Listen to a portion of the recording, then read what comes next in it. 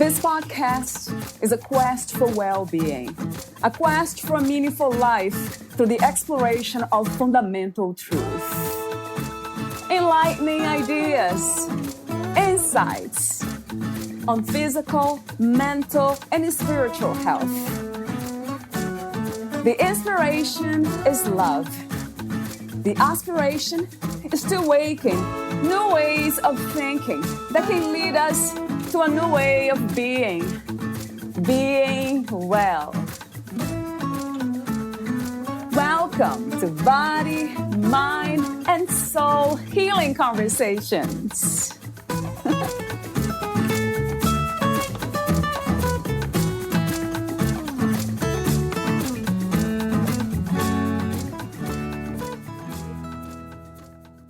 Find freedom, joy, and purpose. No matter what you've been through, no matter what you currently face, there is hope. You deserve a life worth living, full of joy and free from distress. You deserve a space to become your best self. Valeria interviews Christian Holmes. He is an associate marriage and family therapist with a master's degree in clinical psychology.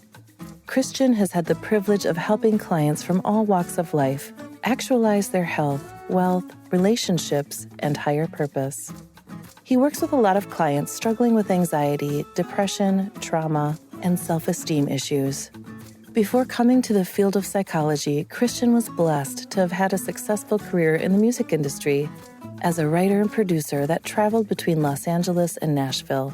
Through that process, he was forced to overcome his own fears, anxieties, insecurities, and self-doubts. Therapy not only got him through, it helped him build confidence around who he could be and what life could look like. Navigating emotions and relationships can be challenging. Christian knows what it's like to feel stuck and hopeless. He also knows what it's like to have had success and wonder, what's next? Something he often says to his clients when we get started is, "You're not alone in this anymore." He is on your side, and although Christian can't take the pain away, he is here to help you face it, transcend it, and transform in the process. Your experience is important. He looks forward to getting to know you and supporting you in your journey. Meet Christian at christianholmestherapy.com. Here's the interview with Christian Holmes.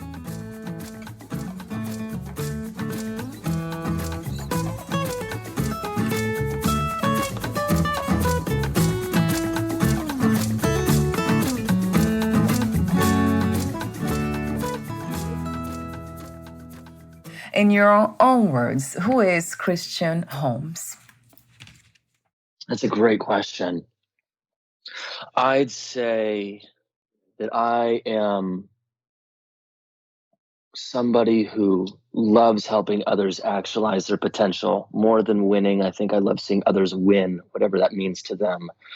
And I see the work I do as a therapist as really being about healing. And I think that's what, as people, when we're in our best state, that's what we're doing.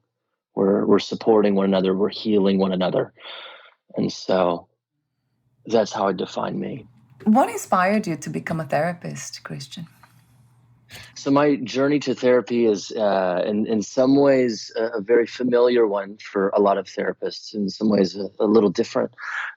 What's familiar is, I think every therapist would say that we were the person on the playground that everyone went to talk about their boy trouble or girl trouble. We were the secret keepers. We were the ones that people trusted. And we loved that. We felt that that was a sacred space. I still obviously do to this day. And I became a therapist because as a teenager, I had a therapist, and that therapist was incredibly influential on me. And I saw the power of that. And not from a standpoint of I get to influence people's lives, but I get to journey alongside with people. And there's just so much beauty in that process. And so, when the timing was right, that's the path I went down. But yeah, it's a familiar. You ask any therapist, we're gonna have some story kind of similar to that. We're all story holders, and it's such a blessing. Mm-hmm. Such a blessing. Yeah, it really sounds like it. Another question that comes to me in the moment is what opens us up to healing? How do we know when we are ready to be healed in a sense of seeking support and help from therapists or a friend or whoever? Yeah, I think that's a great question. When is someone ready for healing? I think healing is as far away as you decide it to be, right? I think we have a lot of beliefs around what healing is and what healing means. And do I even need healing for this? Am I deserving of healing? What I've found with a lot of clients is that there's a lot of beliefs things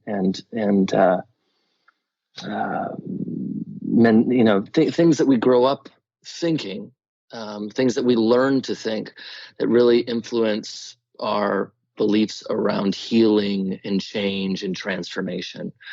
And so sometimes it's hard to see that healing can be a phone call away. Healing can be that therapist's office that's 15 minutes away. Healing can be that talk with a spouse or a friend. Healing is right there. It's just, are we ready to experience it? And that becomes that personal question of, are we okay with challenging what we believe? What's comfortable? So another question that comes to me is the measurements for healing.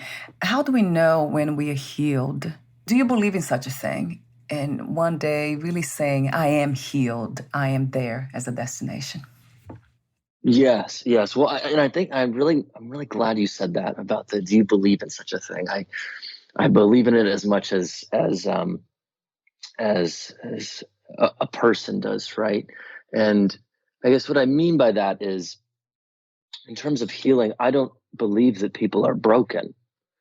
So then is there anything to be fixed? Is there anything to be healed? I suppose so. I suppose it depends on how we define it, but I think you're right. It's hard to measure it. In psychology, we would say, well, you can give someone a PHQ-9, and we can see how they score, and we can track progress. And yeah, that's possible. But I don't know that healing is so linear, and I don't know that these metrics that we have always completely encapsulate our healing. And then I guess if we zoom out even further to kind of address the first thing that I said. Is it healing after all, or are we just growing? Are we just transforming? Is that what's happening, right? Was there anything wrong with us to begin with? Or was it more that we just realized we were ready to be something different? We were ready to grow into what we know we could be, and we took steps in a different direction.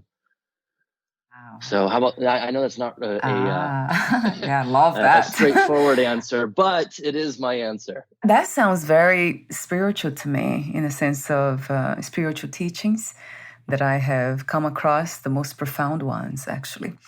It sounds spiritual coming from that spirituality, if we can define it that. So do you have any spiritual belief systems or ideas, views? Yeah.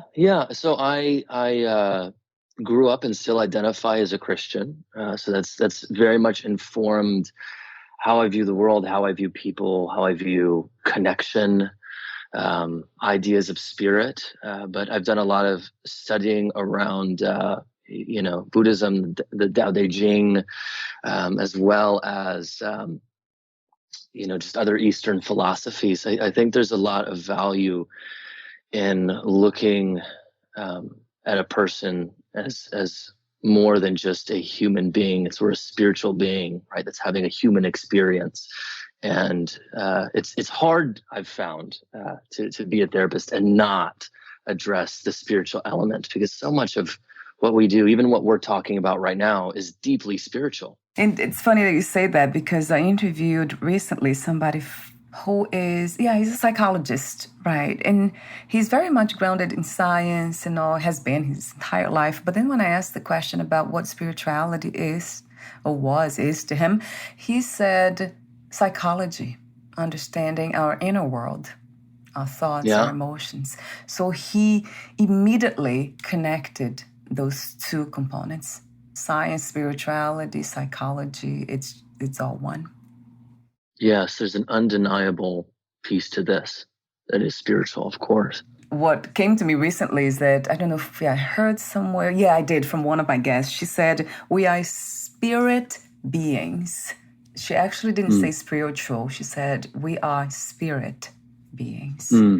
So that went even deeper, like it grounded me in that moment. And I felt like, yeah, that's it. It was almost like a remembrance of what this is, of what I am, in a sense, not as a person, but a spirit. It resonates true. On your website, you use the phrase, find freedom, joy, and purpose. Of course, you say a lot more and you talk about yourself and your story. But I would love to ask you a few questions about these words. They're very inspiring words, especially freedom. So my question is, what is freedom from your perspective, Christian, as of this moment? That's a great question. What is freedom? I'd say today, what freedom to me is a sense of being. It's a way of being that takes into account all that you are and can meet all that you are and all that you, as you journey through life, engage with a sense of acceptance. The good, the bad, acceptance. That to me is freedom. Being able to be in any room with any person in any situation and meet it with acceptance, be it good or bad. Yeah, that's a powerful state of being, of mind, of heart even. I remember going through my own healing journey, if we can call it that, in the sense of changing. I love the way you said that. It's a change. Who knows? Might be life just changing itself, because I don't see myself as having a life, but being life. And life is about cycles. Something's always renewing, ending, and then dying, and then something else is replacing it. And it's incredible how it works. And I remember thinking when I was depressed, I'm not sure if I was feeling depressed or really clinically depressed, but I remember having this very powerful kind of realization that acceptance was needed in order to heal in that moment. I was holding on to the past, and that had been a very unpleasant and painful experience. So acceptance came to me as a powerful guidance. And then now has changed, and I see more as trust. So instead of accepting this reality as it is, or certain situations, some violence, we see so much of that, I just kind of trust that it will be okay, but not okay for me, but just that it's already perfect as it is, and this is happening not for a reason, but because it's meant to happen in a sense of a design, as I was trying to alert off record. So talk to me for a moment about trusting life, the idea of trust, and also life having a design and doing what it does. Yes. Well, and I think, a great point that illustrates this is recently I got a puppy, and I've never had a dog before, right? But he's very young, and he's unlike any other dog I've ever met, and unlike any other dog most people have ever met. He is so full of energy, and everyone says that, but it's unreal how much energy this puppy has. And something else that comes up a lot is my coming and going, right? I go into my office, I leave him, and he has an experience with that. And for him, he makes meaning of me leaving, and that he doesn't feel a good feeling. And he makes meaning that maybe I'll never come back. Maybe I did something wrong, and now Christian doesn't want to be around me anymore. And I think that's kind of what we're getting at with the design piece of, we don't know the full picture of it. And oftentimes what I find people do is they've pathologized, or they've made meaning of certain things in their life, and the story's not over. The story's not over, right? I come back home to Mickey, Yeah. and things are good again, right? And so there's this trust that I think you're kind of hinting to, of trusting that there is design. In the Christian tradition, we'd call it faith. We have faith in God, that there is a thing going on that's much bigger than we can see given our vantage point. And I find with clients that's something that comes up again and again and again. There's something we experienced, something they experienced. There's a way they saw it, and there's a meaning they made of it, and it creates a feeling for them that they're struggling to let go of, right? Because maybe me being in pain means I'm bad. Maybe me being in pain means I'm unworthy. It means something to them. And when we can zoom out and start to question our beliefs and our meanings, life can get a lot more fulfilling. So in a way, we storytellers, we're very good at it, of creating all kinds of meanings and ways of relating to what happens or what it is happening. That makes so much sense. And with that in mind, the topic of this conversation today, it's a relationship with pain and how to shift, how to change that. So with that in mind, do you see a difference between pain and suffering? I do. I see a massive difference between pain and suffering. I'm really glad that you brought that up. And I think in culture, we use these words interchangeably, right? We see pain and suffering as synonymous with one another. I have a very different view of that. I think suffering is what we experience when we don't know how to sit with pain. And so what oftentimes happens, and I find this a lot, especially in the positive psychology, the self-help space, which I think has a lot of really great qualities. I think there's a lot that's really, really good about it. I subscribe to most of it. But what I think happens sometimes, if we look under the hood a little bit, is people are oftentimes chasing happiness, they're chasing joy, they're trying to chase fulfillment really because they're running from something else. They're trying to run away from a feeling that they have or belief that they have.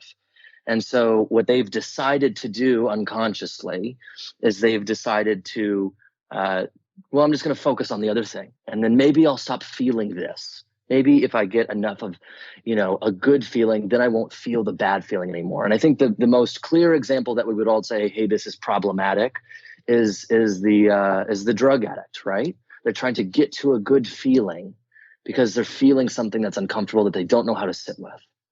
And that is that's what creates the suffering in their life. Because what's happening is they're not addressing the pain, right? They're not actually addressing the pain. They're running from it. And so it creates chaos and turmoil in their life and their relationships. It just creates problems. And so what do we do then? And this is a very uncommon idea in some ways. But what we have to do is we have to learn how to sit and face our own pain.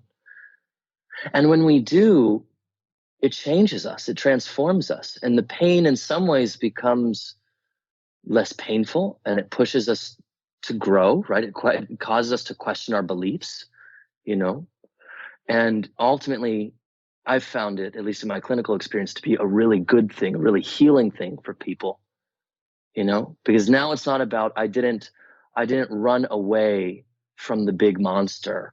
I fought the monster and I conquered it. And that changes the experience. And that changes not only your view of what that fear, that pain was, it changes your view of you. That makes a lot of sense, of course. But how do we do that? How do you go by this process of befriending pain? What is the first step? Second? I would love to hear more, Christian. Yeah. Right. Yeah, I think that's a really good question. What specifically do we do? What's the model for this? I think the first piece is the recognition, right? Where is there pain in my life that I'm perhaps running from? Right? What am I running from? Am I running from a belief that I'm inadequate? Am I running from something that was traumatic that happened to me that shifted how I view myself? What am I running from? And oftentimes we find that it's tied to experiences and tied to beliefs. So that's the first thing that we have to look at. We have to look at our experiences in our life. We have to look at our beliefs. We have to look at the things we don't want to look at. That's step one. The second thing that I find to be really helpful is contextualizing our understanding of pain, because there are areas in which, most people would say, yeah, pain is not a good thing. It's a bad thing. But when we look at certain areas of our life, we would also disagree with that statement. And I think at this point, it's really a powerful thing as a second step to look at, well, where can I challenge even my belief around pain? I think the gym is a great example. Here we go to the gym and we sweat and we're uncomfortable. Like what about that sounds good?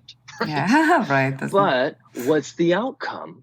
The outcome is I'm transforming my body. It renews me from a mental standpoint, right? The dopamine, the chemicals that are going on up there, it shifts things for me.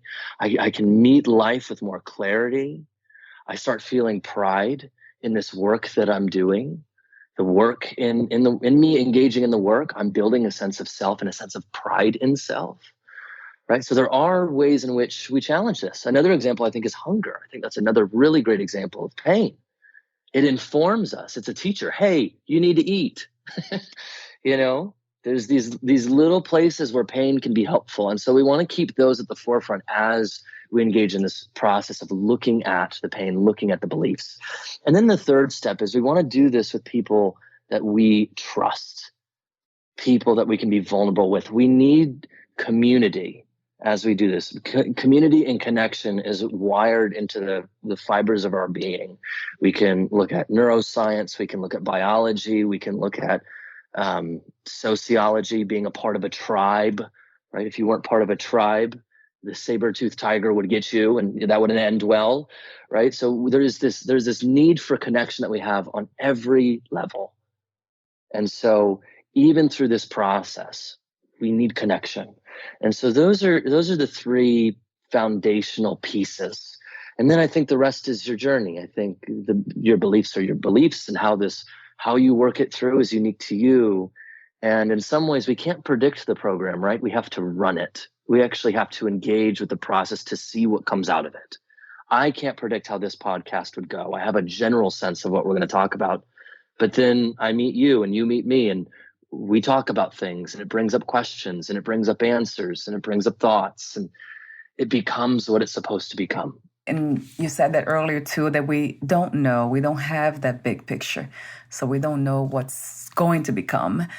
But going back to the feeling good, or what it feels good.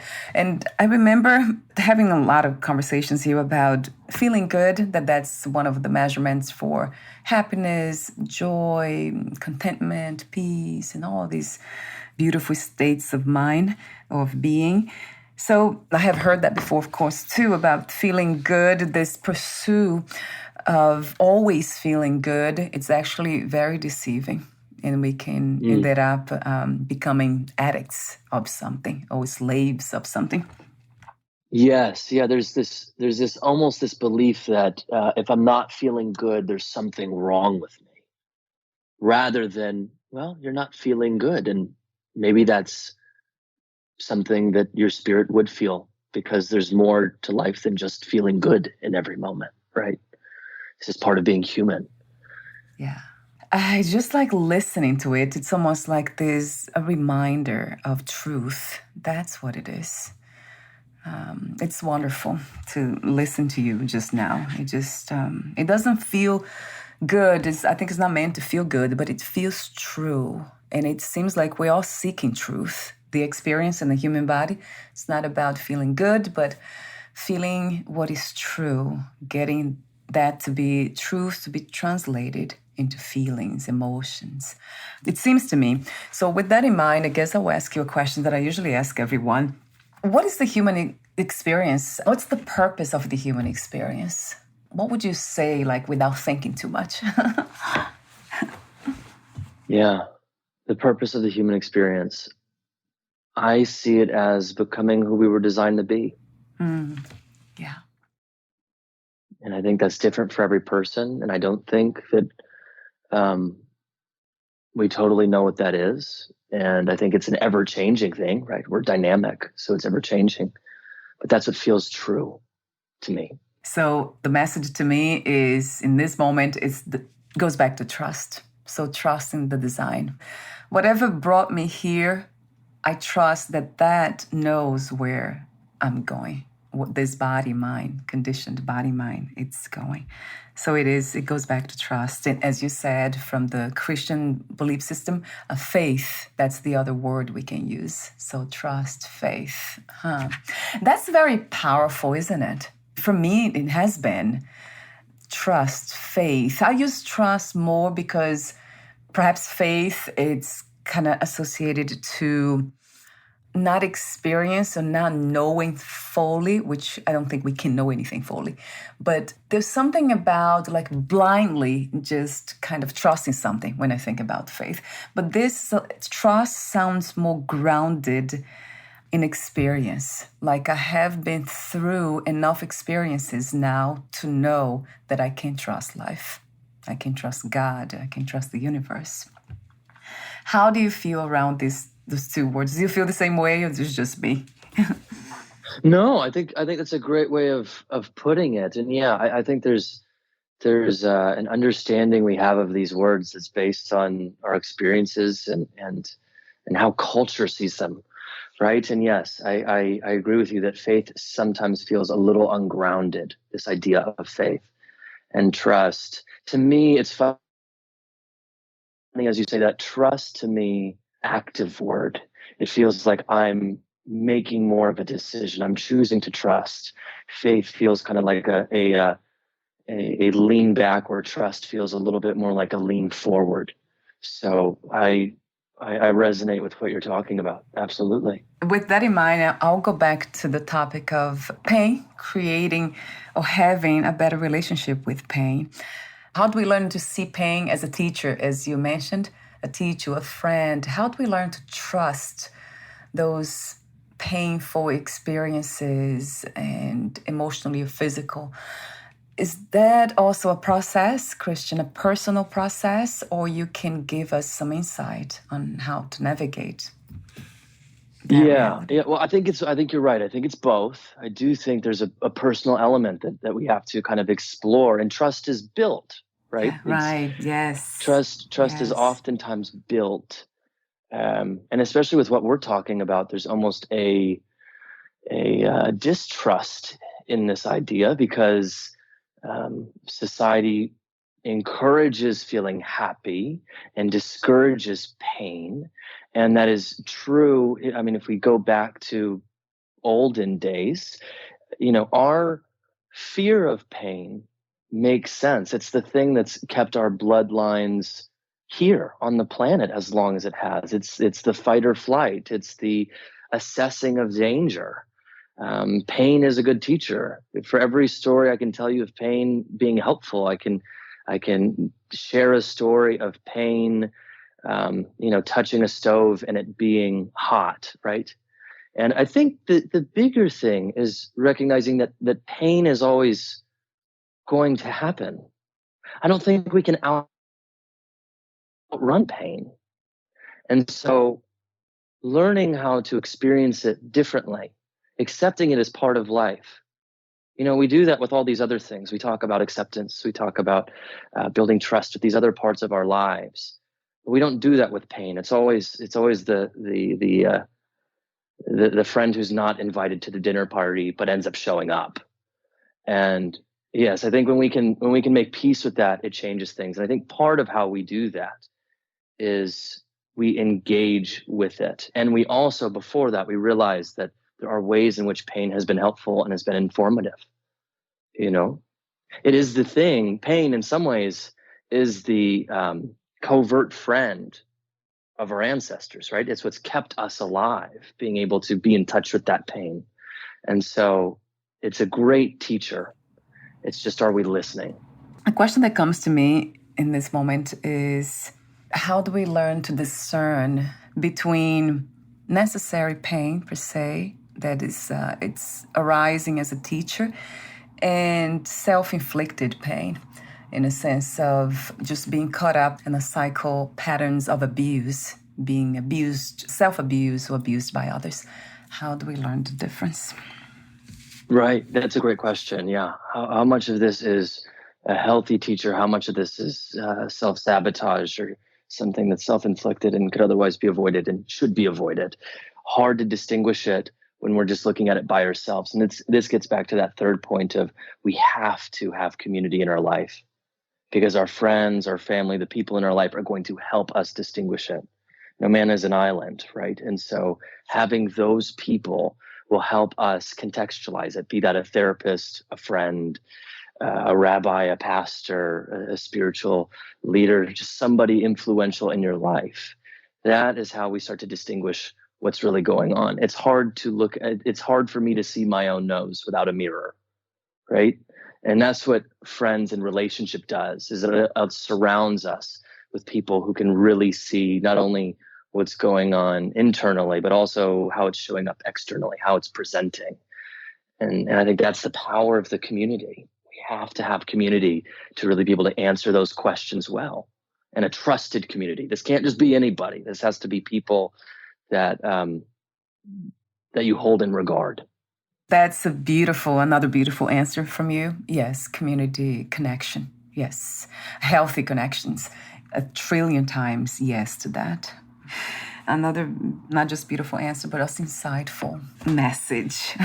You made me think now. Well, that's what I do here. Keep doing that. It's probably one of the reasons why I engage with this podcast and I write, and I'm always trying to be in touch with healers and people like yourself, therapists, and all these beautiful, amazing human beings. Because something in me, it seems like I have been just on this pattern of having relationships in my life that they are always very painful. And I never understood, why is this repeating itself? And I was in this moment, really, I'm leaving it now. I'm not able to do anything about it. Aside from being aware that this is happening. So I know that there's something here that's a pattern. But in a lot of the spiritual work, it's guiding me. But because I trust life, I'm not trying to get rid of it, or I'm not trying to push away anything, but just watching and see where this is taking me. Of course, with the support of all of you, because these are my sacred moments. So it kind of, it gives me some perspective and opens up the mind to something else bigger. I think that's a great thing that you're sharing, and especially for the audience who's listening to this. I think a powerful point that you're implicitly making is that at every point in our journey, and you've done so many episodes and you've written books, and there's so much that you've done, we still experience these things, right? We still deal with pain. It doesn't take pain away. We just sit with it perhaps differently. And I think that's a great point, that no matter where we are, that we do experience it, and part of why it's been so hard for us to find, it was so hard for us to find a date and to get all this together and whatnot, was because of a pain I was going through. I lost someone very, very important to me, that I had seen 3 weeks ago, and then they had a stroke and they're in a hospital bed, and families gathering around to be with this person on Father's Day, no less, right? Could we think of a worse day to have something like this happen? And walking out of that hospital, there was a moment where we'd been there all day, and we just went to grab a bite to eat, and we're eating, and I'm talking with my family, and there's this realization of, we have to go back, and this will be goodbye, or since we're Christian, we see it more as a see you later, right? But there will be this departure happening, and going back into that hospital room and sitting there with this loved one of mine, and being there and crying and saying farewell for now. There's a intense pain that was felt, and as the day came to a close, and my father and I walked out of the hospital room, we talked about it, and somehow, I don't remember who said it, but one of us said, this was one of the most painful things I've experienced in my entire life, and yet I wouldn't shave a second off of it, right? Our pain is meaningful. Our pain is meaningful. And when we're always trying to run from it, we don't learn from it, we don't feel it, and we're kind of in some ways abandoning ourselves in it. We're abandoning a part of ourselves in that pain. We aren't catching ourselves, but when we can embrace it, we start to change the relationship with it, and it can be an important and a valuable and a treasured moment, even though it's a hard one. Wow, I'm sorry to hear that, Christian. And earlier in the conversation, we were talking about how life is constantly showing us a way to love. It's guiding us to love, isn't it? When you say meaningful, finding meaning behind pain, that's what I see. It's love. So that's what it is. Gratitude, love, joy. That's what's on the other side. You've been saying that throughout the conversation today incredibly clearly, how this experience in the human body has everything to do with both pain and joy. So pain, it's always part of it, this experience as a human being. Yeah. And it contextualizes our joy. It makes the joy that much sweeter, right? When we've been working out and we've lost 50 pounds, 100 pounds, 80, whatever that number, 20 pounds, doesn't matter. But we've gone through this hero's journey, right? The joy is that much sweeter because of what we've gone through. It intensifies the good feeling. Yeah. In many ways. We're almost at the end. I do have a few more questions for you, the ending questions. But before that, Christian, would you like to add anything else that you left unsaid? That's a good question. Anything that's left unsaid? I think maybe what could be said, has either been left unsaid or said a bit more, is speaking to the fear around engaging with pain in this way.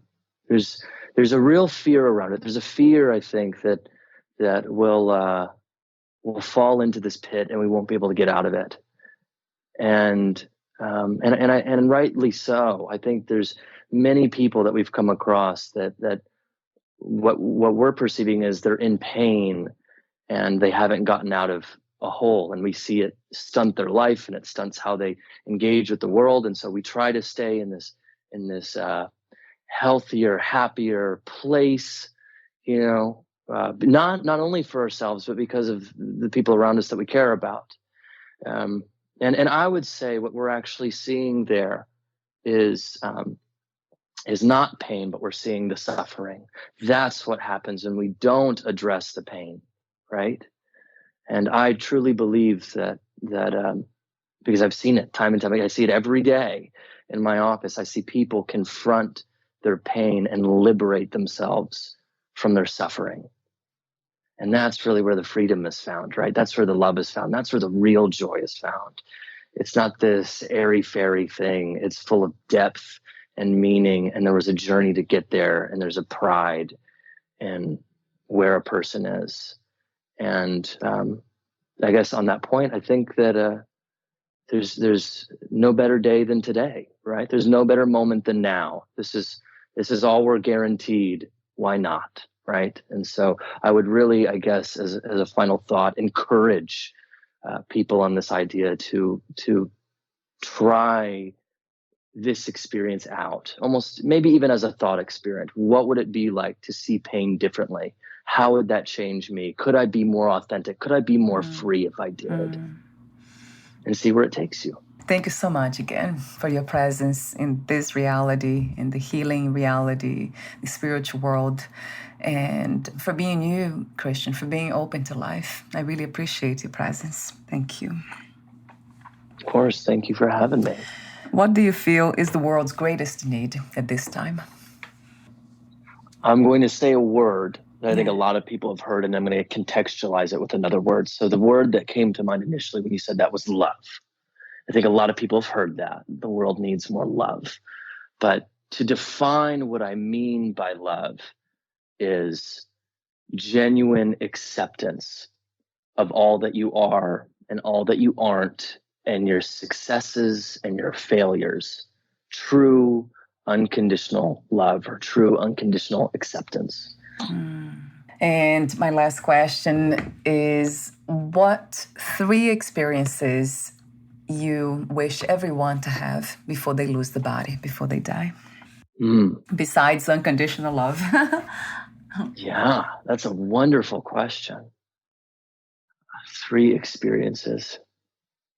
I want a person, one, to have the experience, the realization, epiphany maybe, that there's more going on than they realize. The second experience I would like them to have is the realization that it's okay to not be able to control. And the third experience I'd want them to have is a sense of pride in who they become. When I hear you say pride, I think about self-trust and self-love. That's my translation. That's interesting. Yes. Right? Self-trust. Great translation. Self-love. Thank you so much again, Christian, for sharing your presence, everything that it's natural, it's in you naturally.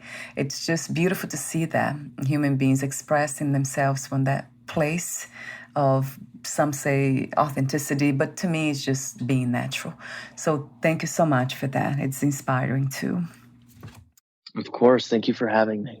And before we say goodbye, where can we find more information about you, your work, services, and future projects? Yes, you can reach me at christianholmestherapy.com.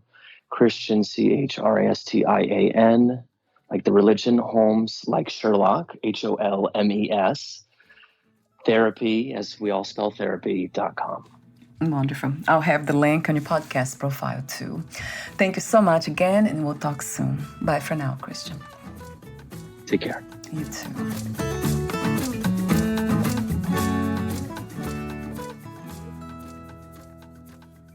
Thank you for listening. To learn more about Christian Holmes and his work, please visit christianholmestherapy.com.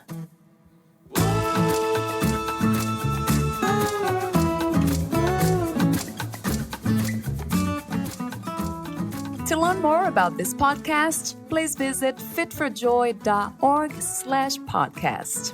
Thank you again for listening, and bye for now.